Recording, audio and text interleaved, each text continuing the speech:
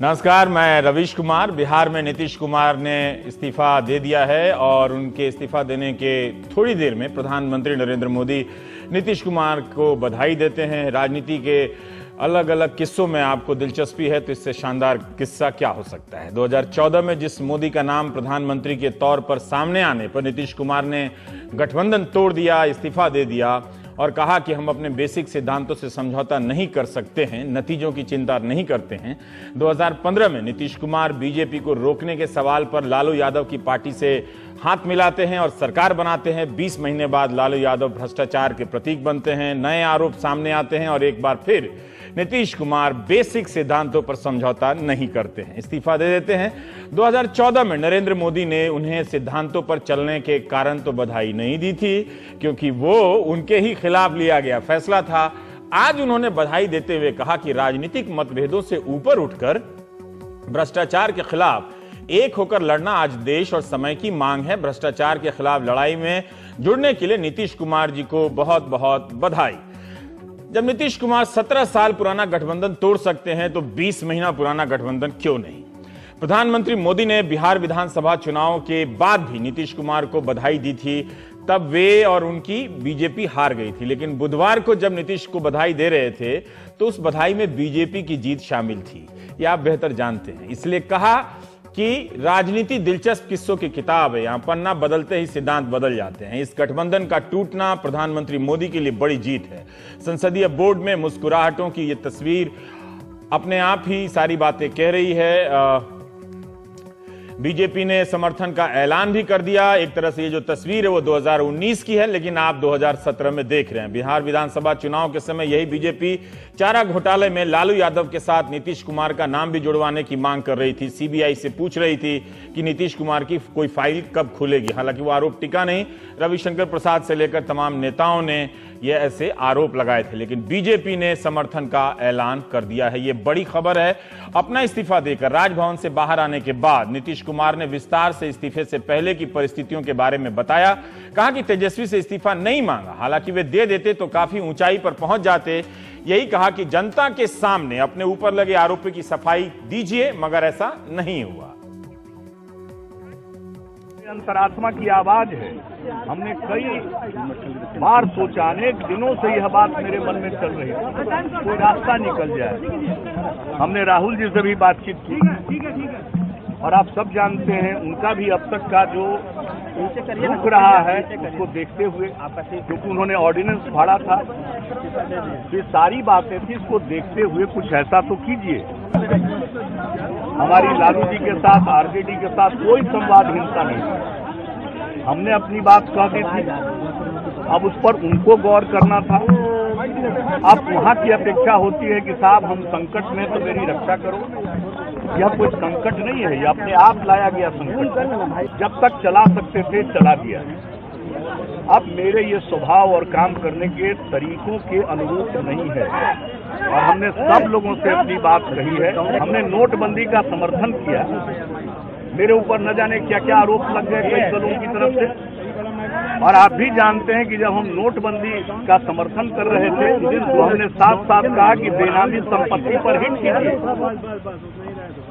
तो हम कैसे पीछे जा सकते हैं कि एकता, तो हम तो विपक्षी एकता के पक्षधर रहे, लेकिन किस प्रकार की विपक्षी एकता? न कोई अपना डिस्कोर्स है, न कोई अपना एजेंडा है, सिर्फ रिएक्टिव एजेंडा से कोई काम चलने वाला नहीं है। उसके लिए कुछ बात होनी चाहिए थी, लेकिन उस पर कोई चर्चा नहीं हुई इतने दिनों तक। हमने अपनी तरफ से पूरा प्रयास किया है। अब इसके बाद क्या होता है, अगर कोई भी बिहार के हित में होगा, कोई भी चीज बिहार के हित में होगा, बिहार के न्याय के साथ विकास के हित में होगा, उस पर हम लोग जरूर विचार कर निर्णय लेंगे। लालू यादव का खेमा इस्तीफा ना देने पर शुरू से ही अड़ा रहा। तेजस्वी का इस्तीफा, राजद को इस खेल में भ्रष्टाचार का मुद्दा कम, बीजेपी के साथ जाने की बेचैनी ज्यादा नजर आ रहा।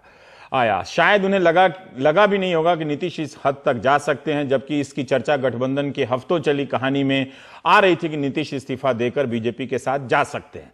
मगर लालू यादव और तेजस्वी यादव उत्तर प्रदेश के उप मुख्यमंत्री केशव प्रसाद मौर्य के खिलाफ लगे आरोपों, उमा भारती के खिलाफ लगे आरोप, मध्य प्रदेश के नरोत्तम मिश्रा के खिलाफ लगे आरोपों का हवाला देते रहे और कहा कि उन्होंने तो एफआईआर या महज आरोपों के कारण इस्तीफा नहीं दिया।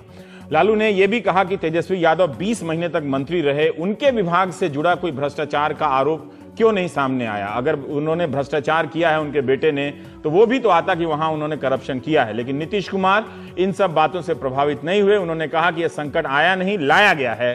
संपत्ति अर्जित करने और तरीकों और तादाद पर सफाई होनी चाहिए। वे बेनामी संपत्ति के खिलाफ कार्रवाई की मांग कर रहे थे, तो कैसे इस सवाल पर जनता का सामना करते। क्या तेजस्वी को पहले इस्तीफा दे देना चाहिए था? अब इस सवाल का कोई मतलब नहीं है। फिर भी लालू को सुनिए। और विधानमंडल ने कहा कि भाई हम अपना नेता, हमारा कोई कसूर नहीं किया, हम क्यों इस्तीफा दिलाएंगे। और खुद वे बोले कि हमने इस्तीफा मांगा भी नहीं था, तो हम लोग क्या गलती कहा। ये पूरा सेट है। और वहां भी नीतीश कुमार को मालूम हो गया था कि जाली और फ्रिंजी ग्राउंड पर जब महत्वपूर्ण बात को देखो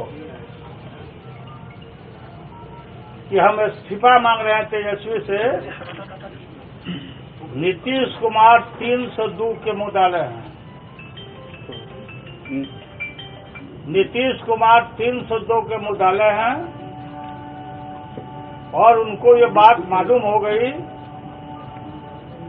हिंदुस्तान का एक चीफ मिनिस्टर मर्डर केस का, आर्म्स एक्ट का अव्वल मुद्दाले है और उसके खिलाफ संज्ञान लिया जा चुका है।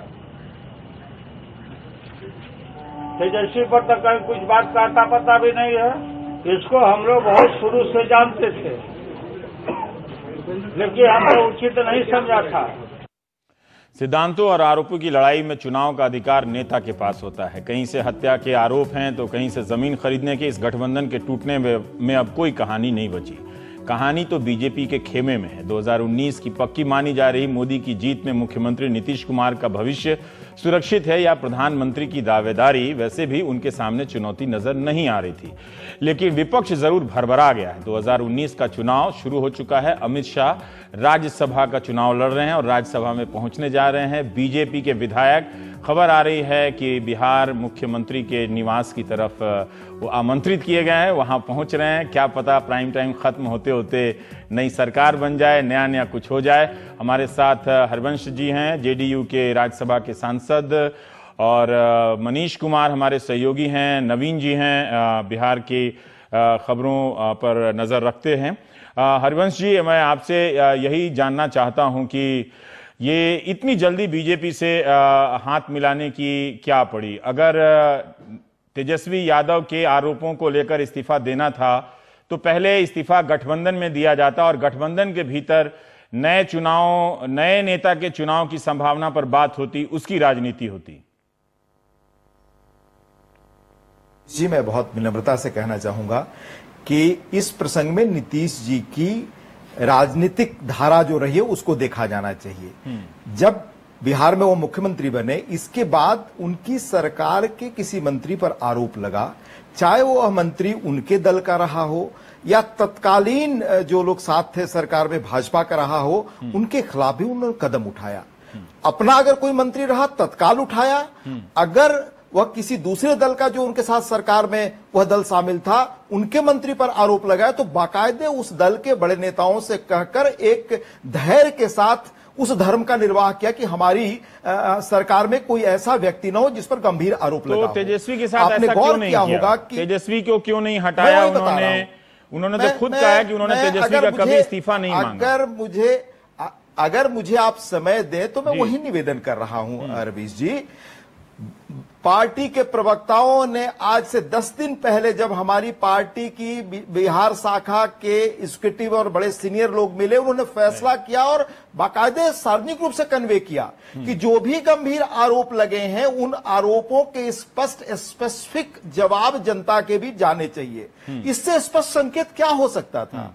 और इसके पहले पर खुद इस्तीफा देने की बजाय उन्होंने तेजस्वी यादव को सैक क्यों नहीं किया, ताकि पता चलता कि लालू यादव खुद किधर हैं भ्रष्टाचार के मामले में। अगर एक मुख्यमंत्री के तौर पर एक अपने डिप्टी सीएम को बर्खास्त करते, कहते कि आप हमारे मंत्रिमंडल में नहीं हैं, एक मुख्यमंत्री तो कर ही सकते हैं मंत्री को हटाना, सैक करना, बाहर हटाना। उन्होंने ये दांव लालू पर क्यों नहीं चला कि मैं हटाता हूं इनको, मैं बर्दाश्त। मैंने जब बीजेपी के मंत्रियों को हटाया है, अपने मंत्रियों को हटाया है, विधायकों पर आरोप लगे हैं तो उनको जेल भेजा है, तो मैं यहां भी बर्दाश्त नहीं करूंगा। या इससे आगे की कोई बात थी कि अब ये रिश्ता नहीं मिल सकता है? रवीश जी, आप ठीक कह रहे हैं, यह एक कदम हो सकता था, लेकिन कोई निर्णय हो गया उसके 2-4 तरीके से निर्णय हो सकते हैं। अब कोई व्यक्ति जो नेतृत्व कर रहा है, जो कमान संभाले हुए, वह जिसको उचित समझता वो कदम उठाएगा। आपने जो कहा वो एक रास्ता हो सकता था, पर वह रास्ता इसलिए संभव नहीं दिखाई देता कि जिस पार्टी के पास 80 विधायक थे, उनको बार बार स्पष्ट किए जाने के बाद उनके विधायक मिलकर, उनके नेता मिलकर के बिल्कुल साफ कह रहे थे कि नहीं, यह संभव नहीं है। और उलट करके आपने देखा कि नीतीश जी ने किस तरह संयम बरता, वो हमेशा बरतते रहे, एक अमर्यादित बात नहीं की। और मैं गिना सकता हूं राजद के बड़े नेताओं की बातें और आरोप, किस तरह की चीजें वो कह रहे थे नीतीश कुमार के बारे में। मनीष, नीतीश कुमार ने भी प्रधानमंत्री के ट्वीट का जवाब दे दिया है। बधाई जो प्रधानमंत्री ने दी थी उसका उन्होंने शुक्रिया अदा कर दिया है। इतना जल्दी सब कुछ हो रहा है। पुरानी कहानियों में तो अब कोई बात रही नहीं। अब जो नई कहानी यहां से शुरू हो रही है वो लग रहा है कि बहुत पहले लिखी जा चुकी थी, आज उसका पाठ किया जा रहा है। निश्चित रूप से रवीश, ये जो पूरा आप घटनाक्रम देख रहे हैं, ये एक तरह से कहते हैं ना वेल कोरियोग्राफ। मतलब आपको कभी भी स्टेज पे आना होता है तो उसके पहले उसकी पूरी ढंग से कोरियोग्राफी होती है, आप उसके रिहर्सल करते हैं, तो ये बहुत ही वेल रिहर्स्ड एक्ट है। और इसके पीछे जड़ में 2 बातें मूल रूप से आपको समझना होगा।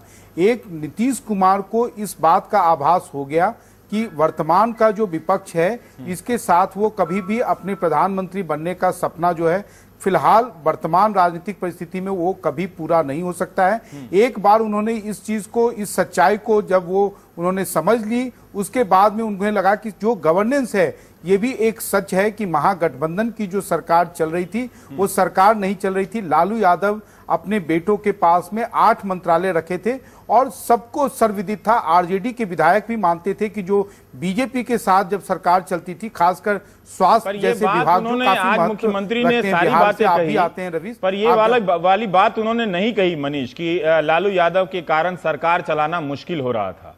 उन्होंने सिर्फ इस बेनामी संपत्ति और दुनिया में आए हैं, जब कोई मरता है तो कफन में जेब नहीं होती है, ये वाली बात कही। उन्होंने ये नहीं कहा कि 20 महीने तक मैं सरकार नहीं चला पा रहा था क्योंकि लालू यादव चलाने नहीं दे रहे थे।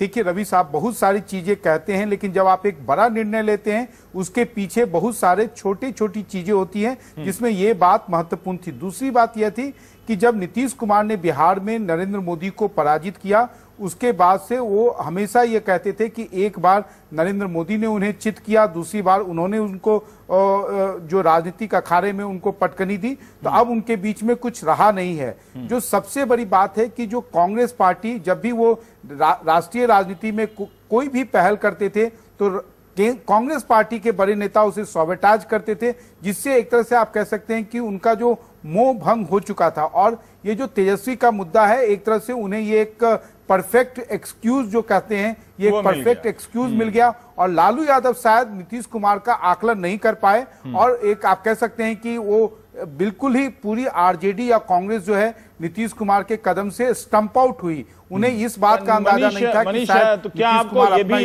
लगता है, और अभी कुछ देर पहले क्या आपको ये भी लगता है कि अब आप कह रहे हैं कि उन्होंने प्रधानमंत्री की महत्वाकांक्षा छोड़ दी है, विपक्ष के खेमे में उनके लिए जगह नहीं बन रही थी, वो भी वो समझ गए।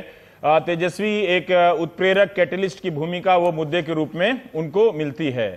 लेकिन नीतीश को उनको यह भी बताना चाहिए था कि 20 महीने तक तेजस्वी यादव या तेज प्रताप मंत्री रहे तो कैसे मंत्री रहे, क्या उन्होंने लूटपाट की? एक सिद्धहस्त मंत्री के मुख्यमंत्री होने के नाते जिनका प्रशासन पर इतना पकड़ हो, वो ये बात रख नहीं पा रहे, और कैसे ये मान लिया जाए कि सीएम रहते हुए भी वो सरकार नहीं चला पा रहे थे या बिहार की सरकार नहीं चल रही थी। अगर 20 महीने से नहीं चल रही थी तब तो ये फैसला बहुत पहले लिया जाना चाहिए था, क्योंकि इससे तो जनता को बहुत नुकसान हुआ होगा। देखिए, निश्चित रूप से बिहार के लोगों का काफी नुकसान इस महागठबंधन की सरकार या धर्मनिरपेक्ष सरकार के चलते हो रहा था। इसमें कोई शक नहीं है कि गवर्नेंस एक बहुत बड़ी कैजुअलिटी थी। दूसरी बात यह है कि राजनीति में आप एक परफेक्ट मौका खोजते हैं, एक परफेक्ट एक्सक्यूज खोजते हैं, और तेजस्वी यादव और कहिए कि पूरे आरजेडी ने इस तेजस्वी यादव के खिलाफ जब सीबीआई का मामला हुआ तो जिस प्रकार से उन्होंने अपने आप को कंडक्ट किया, तो नीतीश कुमार को शायद आप कह सकते हैं कि एक के बाद एक कई ऐसे मौके मिल गए या उनको एक रीजनिंग, उनको सीढ़ियां मिली जिससे कि वो इनको टाटा बाय बाय कर सके। इसके पीछे देखिए, मैं आपको बता दूं, बार बार लालू यादव का कहना है कि मैंने आपको मुख्यमंत्री बनाया है, तो किसी भी चीफ मिनिस्टर को, किसी भी मुख्यमंत्री को ये बात अच्छी नहीं लगती है, और इस बारे में नीतीश कुमार ने कई बार उन्हें कन्वे कराया था कि आप सार्वजनिक मंच से ये ना कहें, और लालू यादव का बार बार कहना, लेकिन जैसे दोबारा मुख्यमंत्री फिर से बनाया है। इंटरेस्टिंग है। अब लगता है कि इस राजनीति में जो बड़े नेताओं के बीच होती है, व्यवहारिकता का पहलू ही ज्यादा देखना चाहिए कि कब कहां कौन सी बात पर इनके बीच सामंजस्य हो और उसको दूसरा चेहरा दिया जाए। लेकिन अब जब ये नया गठबंधन बनेगा तो जो जनादेश का जो मुद्दा था, जो भी था, वो सब बातें अब आड़े नहीं आएंगी। वो सब क्या इतनी आसानी से खत्म हो जाती हैं? देखिए, अगर सिद्धांतों की बात कीजिएगा तो मेरा मानना है कि ये गठबंधन जो बनेगा तो वो सिद्धांत विहीन गठबंधन बनेगा, इसलिए कि जैसे कि पहला वाला भी था, बीजेपी कहती थी कि ये सिद्धांत विहीन अप्राकृतिक गठबंधन है। ये प्रैक्टिकल गठबंधन होगा, और जहां मनीष का आर्गुमेंट था कि ये बिहार के हित में होगा, वो उतनी देर तक हम मान सकते हैं, क्योंकि बार बार बिहार जब हम जा रहे थे तो ये भी हम देख रहे थे कि एडमिनिस्ट्रेशन में एक बहुत बड़ा कैजुअलिटी हुआ था, ये गठबंधन चल नहीं पा रहा था।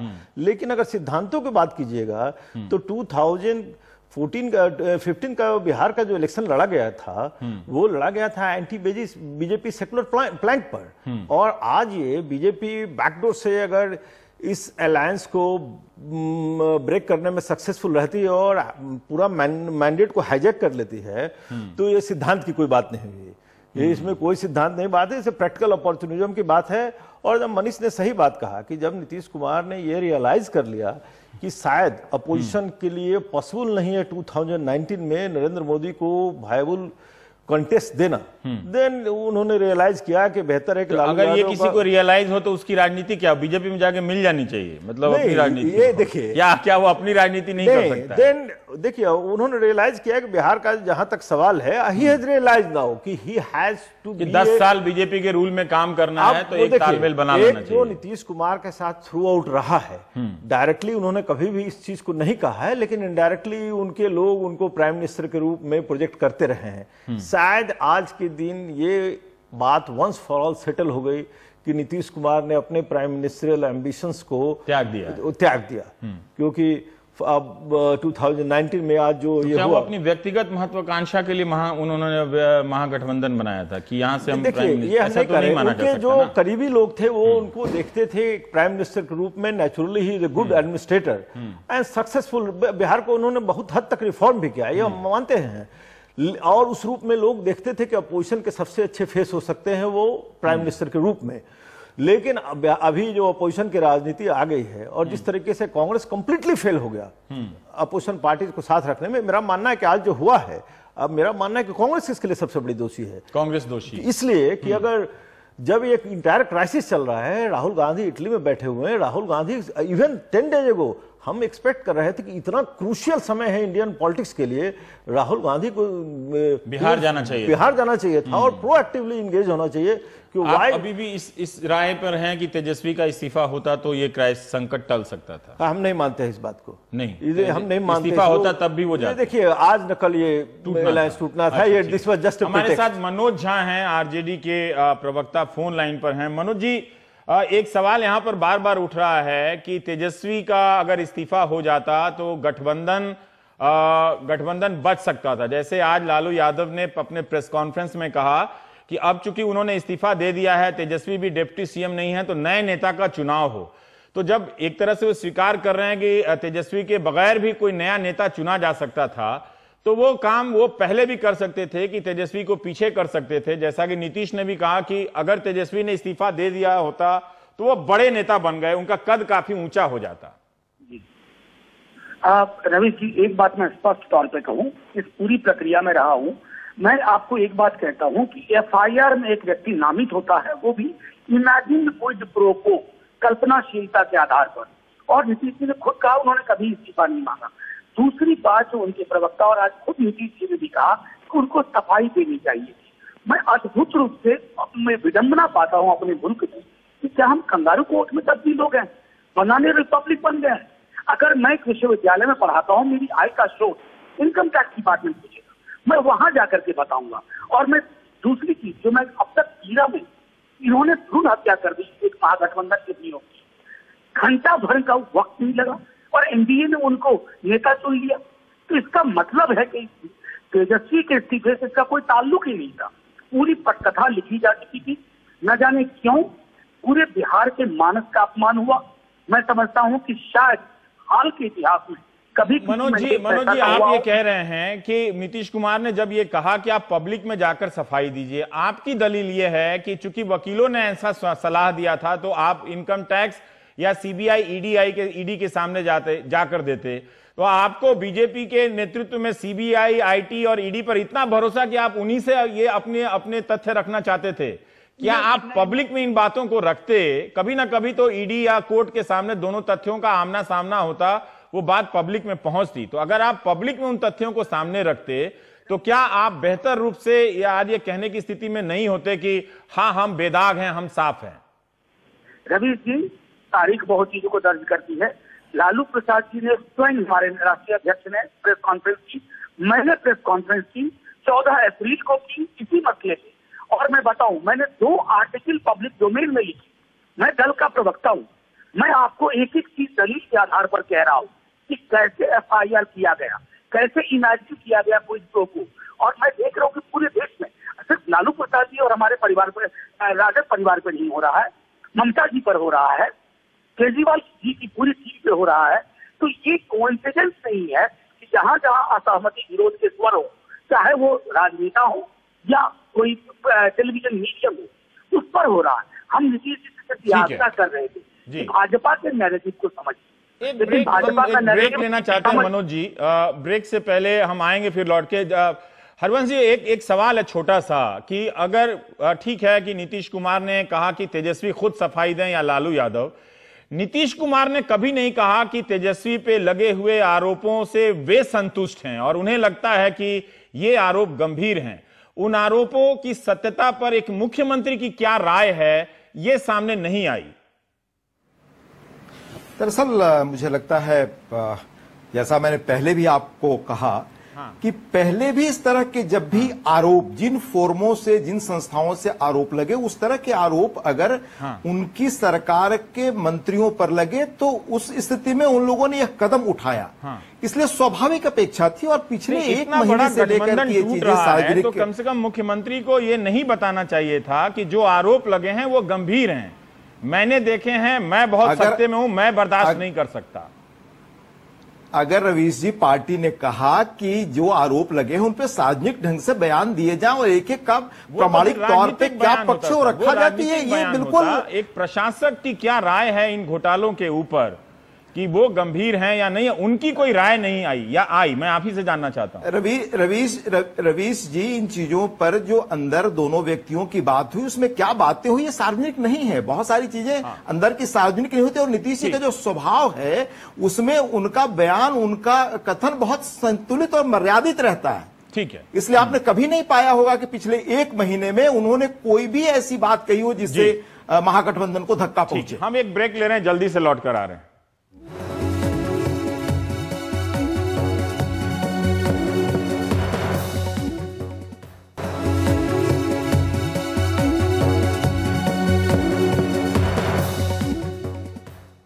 हरिवंश जी, समय कम है लेकिन फिर भी मैं ये सवाल पूछना चाहता हूं कि एक जनादेश आपके गठबंधन को मिला था नेता को, और जब भी कोई नेता भ्रष्टाचार के सवाल पर इस्तीफा देता है पब्लिक उसे जरूर महत्व देती है, पब्लिक ने उसे कभी निराश नहीं किया।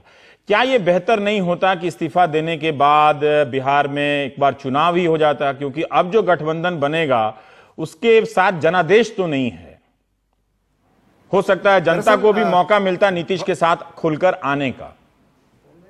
रवीश जी, भविष्य में क्या कदम उठेंगे उस पर टिप्पणी करने के बजाय मैं यह कहना चाहूंगा कि कोई व्यक्ति देश की राजनीति में आज नैतिक कारणों से यह कदम उठा सकता है, सत्ता को ऐसी चीजों पर, ऐसे सवालों पर ठुकरा सकता है और अपने तुरंत सत्ता मिल गई 2 घंटे के भीतर, छवि के लिए कदम उठा सकता है। हरवंश जी, वो सत्ता तो 2 घंटे के भीतर मिल गई, 2 घंटे के भीतर सत्ता मिल गई।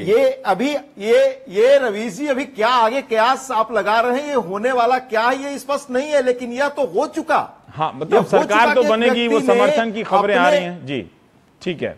मनीष, आना खबर, उस पर कोई निष्कर्ष अभी ना निकाले आप, लेकिन इस बात पर तो जो हो चुकी है चीज कि एक व्यक्ति ने नैतिक कदम उठाया, उसकी बात तो करें। ठीक है, वह तो आप देखें। मनीष, मेरा सवाल, यही सवाल आपसे भी है कि क्या बिहार में चुनाव बेहतर नहीं होता? देखिए, अगर आप मुझसे पूछ रहे हैं तो मैं कहूंगा कि जो कुछ भी हो रहा है ये एक तरह से इनएविटेबल था, क्योंकि लोगों ने एनडीए की सरकार देखी, लोगों ने महागठबंधन की सरकार देखी।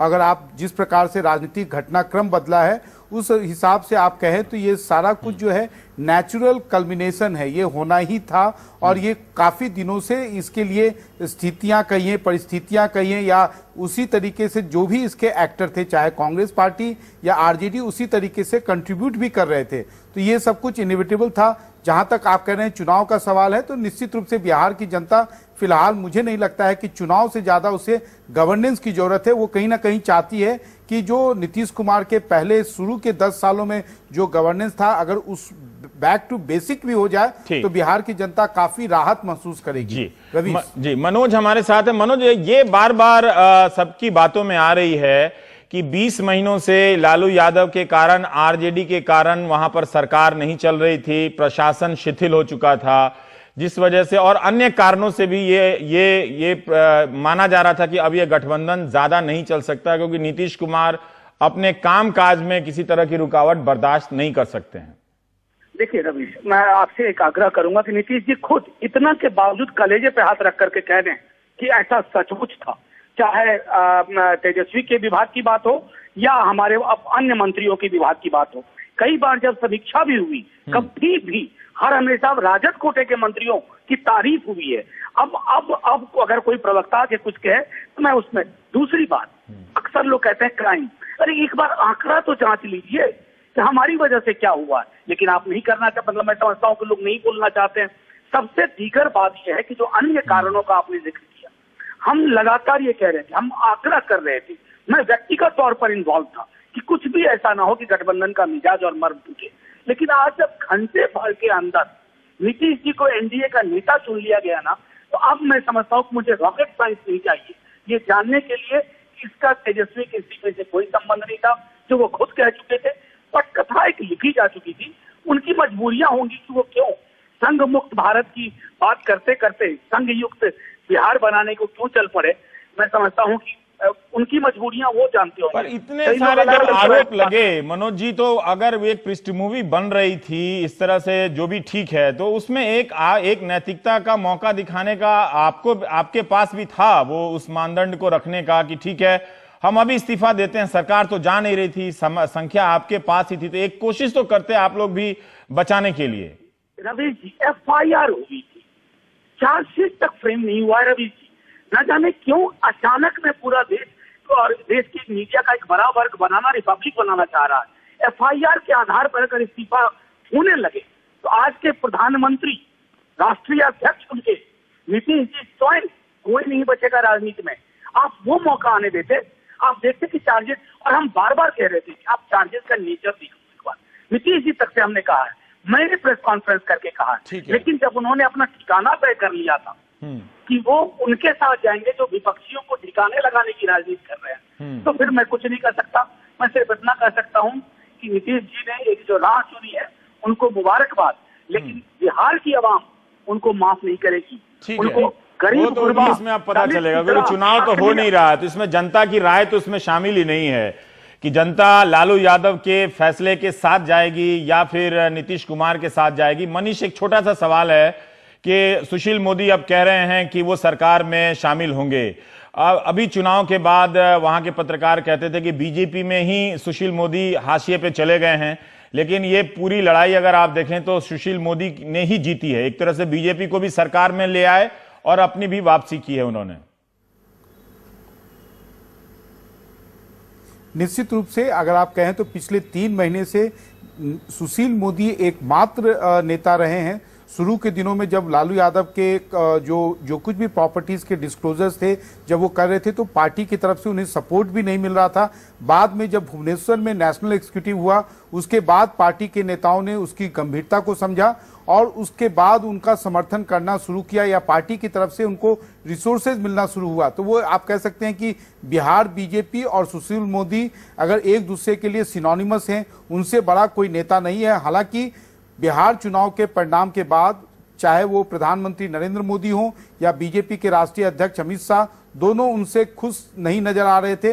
लेकिन इस बार आप कह सकते हैं कि अपने कामों के बलबूते और ये जो अभियान उन्होंने रखा, फॉर्डर स्कैम के दिनों में भी वो एक ऐसे कांस्टेंट कैरेक्टर हैं जो फॉर्डर स्कैम में भी थे, वो बिटुमिन स्कैम में भी थे और लालू यादव के अभी भी जो प्रॉपर्टी डिस्क्लोजर्स हुए हैं उसको भी उन्होंने तार्किक परिणति तक पहुंचाने का काम किया है। और ये बीजेपी में आपको बता दूं बहुत सारे नेता रहे हैं, जैसे कि नंद किशोर यादव या रामकृपाल यादव, उन्होंने कभी एक बयान भी नहीं दिया। और सुशील मोदी भी खुद एडमिट करते थे कि कहीं ना कहीं पार्टी का एक बड़ा तबका जो है उनके साथ में नॉन कॉपरेशन चला रहा है। लेकिन आज जो कुछ भी हुआ है, शुक्रिया मनीष। अब समय नहीं है, एक मोदी से लड़ने चले थे नीतीश कुमार जी, अब उनके साथ 2 मोदी हैं, तो डबल मोदी की सरकार, डबल इंजन की। ब्रेक के बाद जो आज बुधवार के दिन नीतीश कुमार और लालू यादव ने कहा है, उनके बयानों का एक थोड़ा सा सार संग्रह देखते हैं।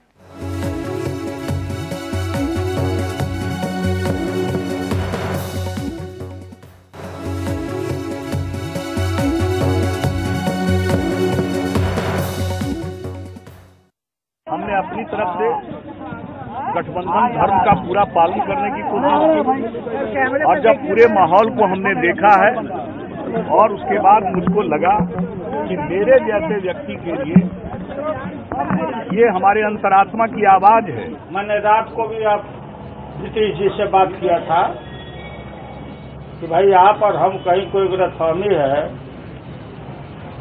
तो उसको बैठ मिल करके हम लोग तय करो क्या करना है। हमने कई बार सोचा, अनेक दिनों से यह बात मेरे मन में चल रही थी, कोई रास्ता निकल जाए। हमने राहुल जी से भी बातचीत की और आप सब जानते हैं उनका भी अब तक का जो रुक रहा है उसको देखते हुए, क्योंकि उन्होंने ऑर्डिनेंस फाड़ा था, ये सारी बातें थी, इसको देखते हुए कुछ ऐसा तो कीजिए। बिहार में भी जो कांग्रेस के लोग हैं, अध्यक्ष हैं, उनसे भी हमने कहा कि भाई कुछ ऐसा कीजिए जिससे सबको एक रास्ता मिले। लेकिन मुझको ऐसा नहीं लग रहा था कि एक बिला वजह का यह बात कि संवादहीनता है, मिल लेंगे समस्या का हल हो जाएगा, ऐसी कोई बात नहीं। समूचा सेट था मामला और विधानमंडल ने कहा कि भाई हम अपना नेता, हमारा कोई कसूर नहीं किया, हम क्यों इस्तीफा दिलाएंगे। और खुद वे बोले कि हमने इस्तीफा मांगा भी नहीं था, तो हम लोग क्या गलती कहा। ये पूरा सेट है। और वहां भी नीतीश कुमार को मालूम हो गया था कि जाली और फ्रिंजी ग्राउंड पर जब महत्वपूर्ण बात को देखो कि हम इस्तीफा मांग रहे हैं तेजस्वी से, हमारी लालू जी के साथ, आरजेडी के साथ कोई संवादहीनता नहीं। हमने अपनी बात कह दी थी, अब उस पर उनको गौर करना था।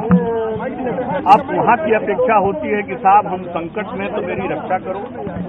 यह कोई संकट नहीं है, यह अपने आप लाया गया संकट, इसको संकट नहीं कहते।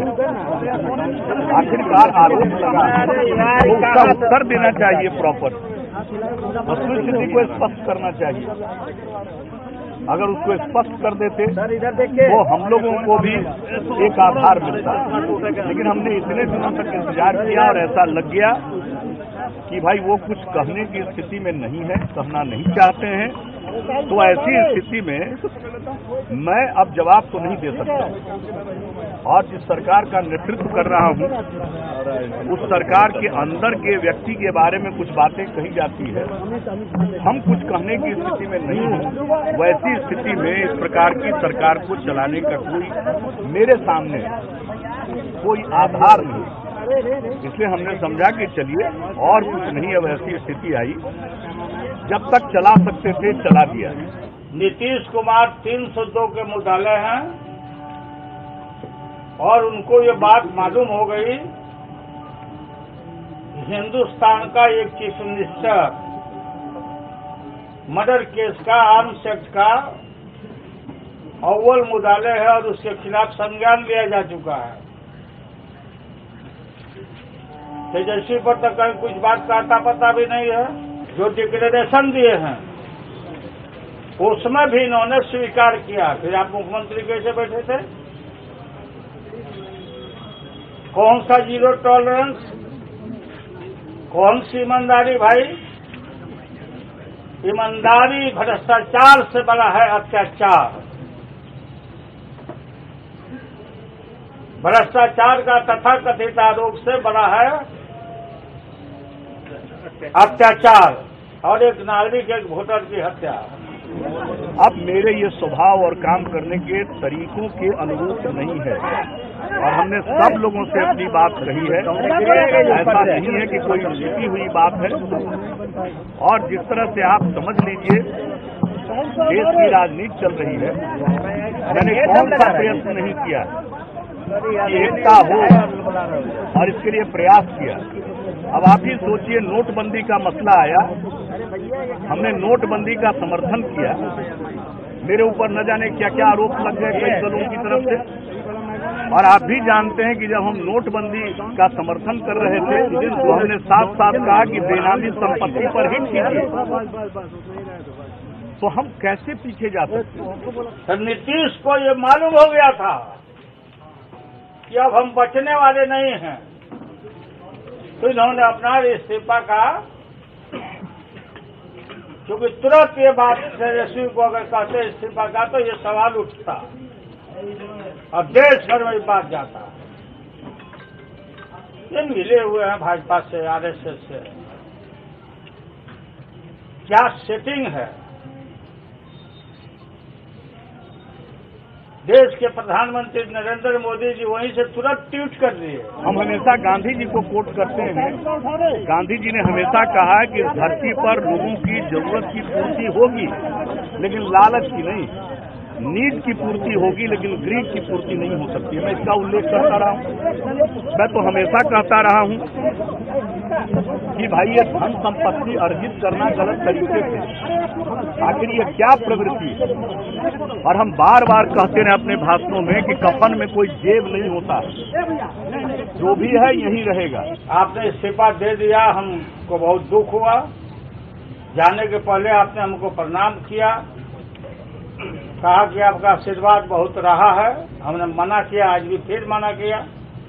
एक काम मत करो, 5 साल के लिए जनता ने भेजा है गठबंधन के लिए, सांप्रदायिक ताकत हम लोग को समाप्त करना चाहता है, ये क्यों कर रहे हो? बोले कि हमसे अब नहीं चलेगा। तो नहीं चलेगा तो अभी 20 महीना हुआ, 1/3 बाकी है, 2/3 सरकार चलाने के लिए। तो नीतीश कुमार से मेरा ये अपील है कि आपके मन में सांप्रदायिक ताकतों का आशीर्वाद अगर नहीं है तो आप इस्तीफा कर दिए, स्वतंत्र सब मंत्री खत्म हो गया, बाजार ओवर हो गया, तो सब आरजेडी के एमएलए और समूचे जेडीयू के एमएलए और कांग्रेस के एमएलए बैठ के नया नेता चुने, नया नेता चुन के नई सरकार आप बनाइए। भाई गठबंधन और विपक्षी एकता तो हम तो विपक्षी एकता के पक्ष कर रहे हैं, लेकिन किस प्रकार की विपक्षी एकता? विपक्षी एकता का कोई एजेंडा होना चाहिए। नीतीश कुमार जी हमेशा से संघ मुक्त के बारे में बात करते थे और उन्होंने घुटने टेक दिए संघ के आगे।